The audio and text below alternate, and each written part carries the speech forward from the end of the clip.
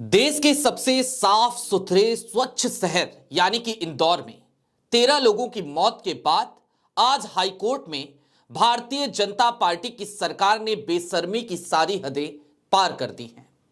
इसी बीच देश के नेता प्रतिपक्ष राहुल गांधी ने भी मोर्चा खोला और मजे की बात यह कि अब मोदी के लाडले को, पर्ची वाले मुख्यमंत्री को यानी कि डॉक्टर मोहन यादव को उन्हीं के राज्य की पुरानी भारतीय जनता पार्टी की सरकार का नेतृत्व कर चुकी यानी कि मध्य प्रदेश की एक्स मुख्यमंत्री, पूर्व मुख्यमंत्री, उन्होंने भी आईना दिखा दिया, रगड़ दिया। सारी बातें जरा विस्तार से करेंगे।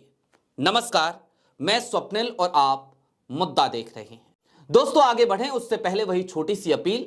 मुद्दा इन दिनों एक गंभीर आर्थिक संकट से जूझ रहा है। एक तरफ हमारे मेन बैंक अकाउंट्स फ्रीज चल रहे हैं, तो दूसरी तरफ हमारे 2.5 साल पुराने चैनल को हमसे लंबे समय तक छीन कर रखा गया था। ऐसे में डे टू डे ऑपरेशंस में मुद्दा को काफी मुश्किलों का सामना करना पड़ता है।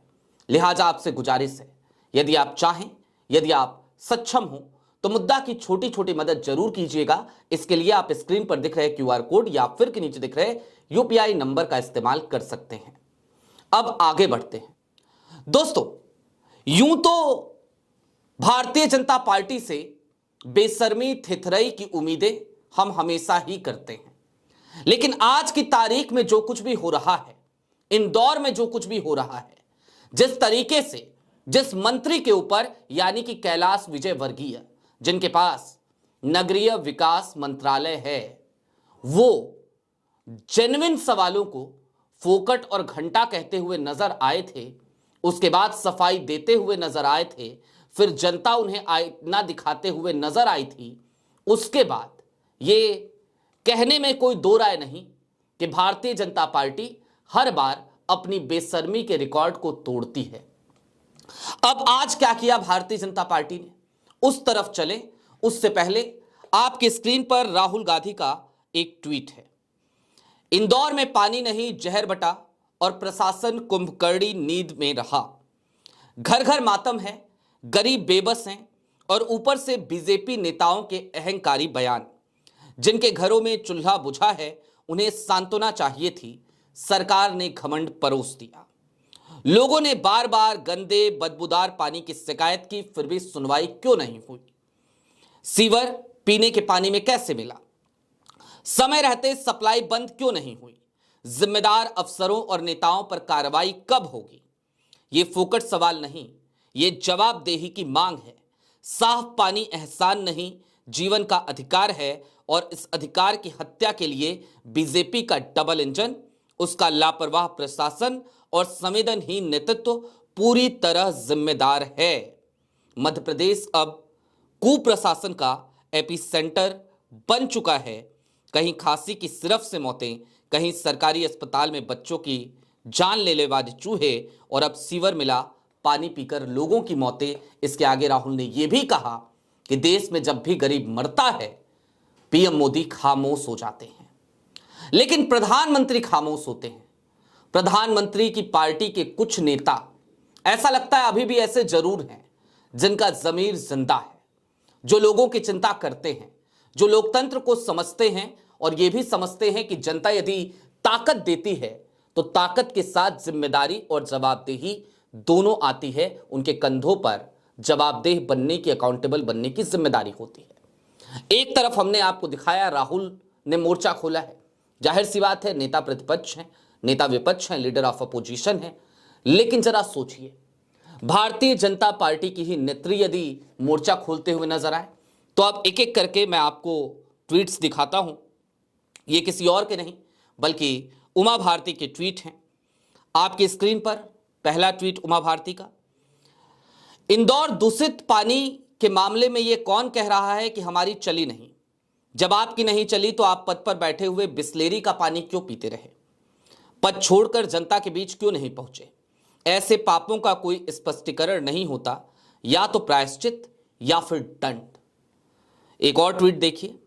सिर्फ इंदौर के मेयर नहीं, मध्य प्रदेश का शासन एवं प्रशासन इस महापाप के सभी जिम्मेवार लोग जनता के प्रति अपराध के कटघरे में खड़े हैं। मेरी एक्स पर प्रतिक्रिया के बाद मीडिया के पत्रकार भाई बहनों से नहीं मिल पाने के लिए क्षमा चाहती हूं। अभी 3 दिन पहले मेरी दाई आंख की सर्जरी हुई है। मोबाइल फोन पर बात करना, धूप धूल सब पर रोक लगी है। 7 दिन बाद अभी 7 दिन तक बाहर नहीं निकलना है, ना मुलाकात कर पाना है, लिहाजा क्षमा चाहती हूं। इसके अलावा उमा भारती ने एक और ट्वीट किया। उन्होंने कहा, साल 2025 के अंत में इंदौर में गंदे पानी पीने से हुई मौतें हमारा प्रदेश, हमारी सरकार और हमारी पूरी व्यवस्था को शर्मिंदा और कलंकित कर गई। प्रदेश के सबसे स्वच्छ शहर का अवार्ड प्राप्त करने वाले नगर में इतनी बदसूरती, गंदगी, जहर मिला पानी जो कितनी जिंदगियों को नील गया है और निगलता जा रहा है। मौत का आंकड़ा बढ़ रहा है। जिंदगी की कीमत 2 लाख रुपए नहीं होती, क्योंकि उनके परिजन जीवन भर दुख में डूबे रहते हैं। इस पाप का घोर प्रायश्चित करना होगा, पीड़ित जनों से माफी मांगनी होगी और नीचे से लेकर ऊपर तक जो भी अपराधी हैं उन्हें अधिकतम दंड देना होगा। ये मोहन यादव जी की परीक्षा की घड़ी है। अब ये हो गया उमा भारती का मोर्चा खुद अपनी ही पार्टी की सरकार के खिलाफ, या फिर सीधे तौर पे कहिए तो पर्ची वाले मुख्यमंत्री के खिलाफ, या फिर कि जेन्युइन सवाल पूछने पर बदसलूकी करने वाले उन माननीय मंत्री के खिलाफ जो वहां के विधायक भी हैं। भागीरथपुरा उन्हीं के विधानसभा में पड़ता है और मजे की बात यह कि उनके पास जो मंत्रालय है उसी मंत्रालय के तहत उनके पास ये जिम्मेदारी है कि वो मध्य प्रदेश के लोगों को साफ पानी की व्यवस्था करा सके, उसकी आपूर्ति करा सके। लेकिन क्या इन सब चीजों से भारतीय जनता पार्टी की सरकार पर, उनके कानों पर कोई जू रेंग रहा है, या फिर कि वो वाली कहावत चरितार्थ हो रही है कि रोम जल रहा था, नीरो बंसी बजा रहा था। और ये नीरो सिर्फ मोहन यादव नहीं है, प्रधानमंत्री नरेंद्र मोदी भी हैं। जरा सोचिए, प्रधानमंत्री नरेंद्र मोदी के पास हर अवसर पर ट्वीट करने का पूरा समय है, पर्याप्त समय है, लेकिन इंदौर में हुई मौतों पर कुछ कहने के लिए क्या प्रधानमंत्री नरेंद्र मोदी की जबान सिल गई है? राहुल गांधी को क्यों लिखना पड़ा कि भी जब भी गरीब मरते हैं मोदी खामोश हो जाते हैं? जाहिर सी बात है, आज प्रधानमंत्री नरेंद्र मोदी की खामोशी कचोट रही है। और यह खामोशी कोई पहली बार नहीं है। इससे पहले भी मणिपुर में हमने देखा था, वहां पर जब मणिपुर जल रहा था तब भी मोदी जी खामोश थे। तमाम अभिनेताओं को, तमाम क्रिकेटर्स को, तमाम सेलिब्रिटीज को उनके बर्थडे विश करने का टाइम प्रधानमंत्री को मिल जाता है। अपने नेताओं को उनकी जीत पर बधाई देने का वक्त प्रधानमंत्री नरेंद्र मोदी निकाल लेते हैं, लेकिन 13 मौतें हो चुकी हैं, उसके बाद भी प्रधानमंत्री नरेंद्र मोदी की जुबान पर ताला लगा हुआ है। खैर, अब इससे आगे थोड़ा सा और बढ़िए और सरकार की अब उस बेशर्मी की तरफ चलिए जिस बेशर्मी का नमूना आज सरकार ने अपने स्टेटस रिपोर्ट में खुद हाईकोर्ट में दिखाया। हाईकोर्ट, मध्य प्रदेश हाईकोर्ट, उसने स्वतः संज्ञान लिया। नाराज हुआ हाईकोर्ट, वैकेशन बेंच है, उसने सवाल किया, सरकार से स्टेटस रिपोर्ट मांगा। आज 2 जनवरी की तारीख है, आज की तारीख में सरकार को रिपोर्ट पेश करना था। जाहिर सी बात है, हाईकोर्ट का चाबुक चला तो रिपोर्ट पेश हुई, लेकिन रिपोर्ट में यह आंकड़ा 13 से घटकर सिर्फ 4 हो गया। यानी कि मोहन यादव की सरकार ने सिर्फ 4 लोगों के मौत की पुष्टि करी है। आपको कुछ याद आया? आना चाहिए। महाकुंभ, महाकुंभ में भी ऐसे ही मौतों का आंकड़ा सरकारी फाइलों में ना जाने कब दफन हो गया, पता ही नहीं चला। आज तक इस सवाल का जवाब लोग खोजते रहते हैं। बीच में कई खोजी रिपोर्ट्स आई जिन्होंने बताया कि आंकड़ा कहीं ज्यादा था, जिसे सरकार ने छिपा दिया।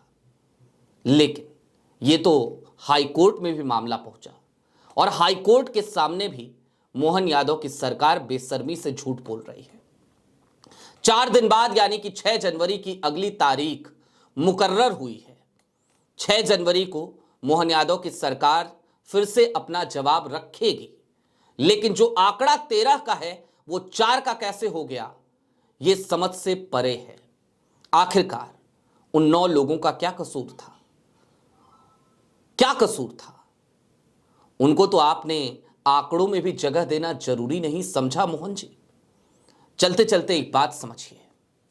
दरअसल आज की तारीख में संवेदनहीनता की पराकाष्ठा हमें भारतीय जनता पार्टी की तमाम सरकारों में दिखाई दे रही है। यह संवेदनहीनता देश की केंद्र सरकार में तो कूट कूट कर भरी है, लेकिन उसके साथ ही साथ यह संवेदनहीनता भारतीय जनता पार्टी द्वारा शासित तमाम राज्यों में भी उनके सरकारों में हमें दिखाई देती है। और क्यों ना दिखाई दे? जब जनता के वोट से मुख्यमंत्री नहीं चुना जा रहा है, जब विधायक दल का नेता पर्ची से तय हो रहा है, जब इस बात से फर्क नहीं पड़ता कि कौन सा नेता लोकप्रिय है, कौन जनता के बीच लोकप्रिय है, कौन जनता के लिए काम करता है, बल्कि सीधे तौर पर उसी कहावत को चरितार्थ करते हुए भाजपा का हाईकमान नजर आता है कि ना खाता ना बही, जो साहेब कहे वही सही, तो फिर भला जिम्मेदारी और जवाबदेही का एहसास इन तमाम पर्ची वाले मुख्यमंत्रियों को कैसे हो सकता है? कुल मिलाकर पर्ची वाले मुख्यमंत्री हों या फिर कि प्रधानमंत्री नरेंद्र मोदी हों, इन तमाम मौतों के जिम्मेदार गुनहगार ये सब के सब हैं। और आज की तारीख में जिस तरीके की बेशर्मी हाईकोर्ट में देखने को मिली, इनकी अपनी ही नेत्री ने जब ट्वीट कर दिया उसके बाद भी ये बेशर्मी पर उतारू हैं, तो ये समझ लीजिएगा कि सरकार वाकई में राहुल गांधी के उस वक्तव्य की तरह चल रही है कि देश में गरीब मरते रहें, इससे इनके कानों पर, इन हुक्मरानों के कानों पर जू नहीं रेंगने वाली। आपकी क्या राय है हमें कमेंट बॉक्स में जरूर बताइएगा। अभी के लिए दीजिए इजाजत। चलते चलते फिर वही अपील, चैनल पे नए हो तो सब्सक्राइब करते हुए जाइएगा, सक्षम हो तो छोटी छोटी मदद मुद्दा की जरूर कीजिएगा। बहुत शुक्रिया।